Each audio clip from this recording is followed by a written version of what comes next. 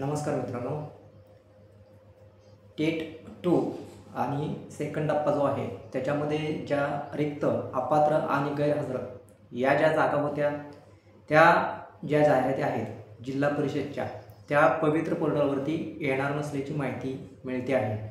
याच्यामध्ये या जागा का पवित्र पोर्टलवरती येणार नाही तर त्याचं जे मुख्य कारण आहे ते म्हणजे नवीन संच मान्यतेचा जो शासन निर्णय निघालेला आहे त्या शासन निर्णयामुळे राज्यातील जवळपास सर्वच जिल्ह्यामध्ये अतिरिक्त शिक्षक झालेले असल्याकारणाने या ज्या जागा आहेत 10% रिक्त, अपात्र आणि गैरहजर त्या पवित्र पोर्टलला येणार नसल्याची माहिती मिळते आहे। याच्यामध्ये ज्या जिल्हा परिषदच्या ज्या जागा आहेत त्या एकही जिल्हा परिषद पवित्र पोर्टलवरती येणार नसल्याची माहिती मिळते आहे।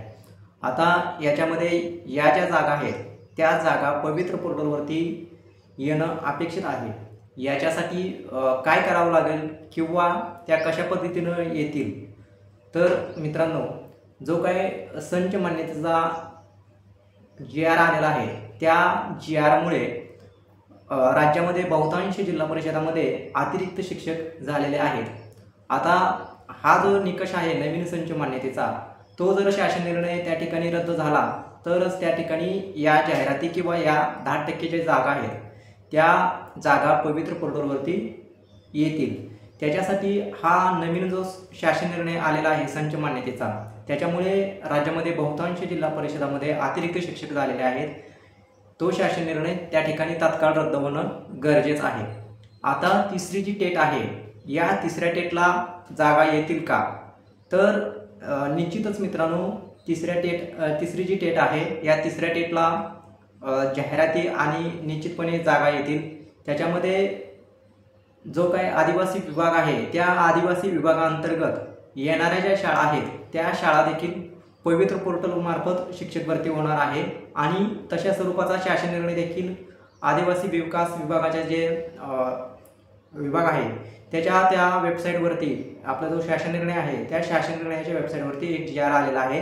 त्या GR प्रमाणे या शाळा देखील आदिवासी विकास विभागाच्या पवित्र पोर्टलवरती येणार आहेत आणि त्या विभागाच्या साधारणतः एक 5 ते 6 हजार पदे पवित्र पोर्टलमार्फत भरती होणार आहे।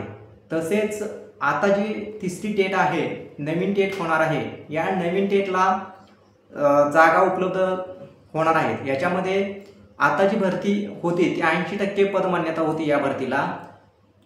आता नवीन जी मागणी केलेली आहे आयुक्त कार्यालयाकडून जो प्रस्ताव पाठवलेला आहे नवीन पदभरतीच्या मान्यतेसाठी तो 100% पदानुसार भरती होणार आहे। त्याच्यामध्ये खाजगी अनुदानित संस्था असतील किंवा स्थानिक स्वराज्य संस्था असतील।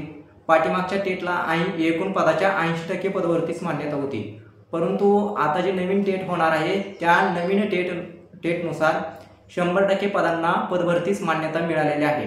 त्याच्यामध्ये आता या ठिकाणी काय झालेलं की जे काही स्थानिक स्वराज्य संस्था असतील किंवा खाजगी अनुदानित संस्था असतील त्यांना 80% पदभरतीस मान्यता दिलेली होती आणि त्यानुसार ती पदे त्या ठिकाणी एकूण जे रिक्त पदे आहेत त्याच्यापैकी 80% पदे पवित्र पोर्टलवरती अपलोड करत होते।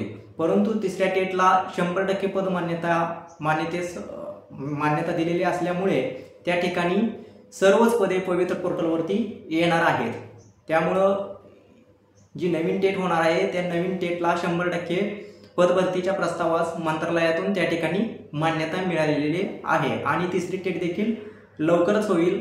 घेतलेल्या माहितीनुसार याच आठवड्यात तिसऱ्या टेटला नोटिफिकेशन तसेच फॉर्म भरण्याची प्रक्रिया सुरू होईल अशी माहिती मिळते आहे।